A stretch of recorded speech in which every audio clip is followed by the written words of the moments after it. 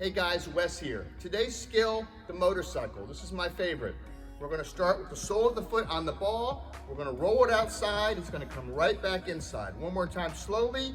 We're here, sole of the foot on the ball. We're gonna roll, it comes right back inside. So now the motorcycle aspect. We're using both feet like we're starting the motorcycle.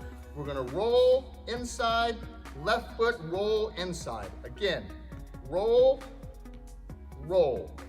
One more time, slowly, here, roll, roll. Just roll it to the outside, so you can come right back into the inside, nice and easy. Again, younger ones, it's not a race, you can go super slow. We're gonna start here, back inside.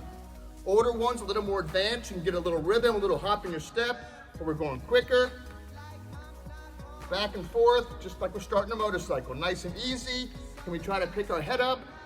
Again, game situation. If you want to progress a little more, can we dribble a little bit and do a 1 foot motorcycle? Again, just take a few dribbles. We're here. It's a 1 foot motorcycle. Again, one more time, slowly, a few dribbles, a 1 foot motorcycle, and we go.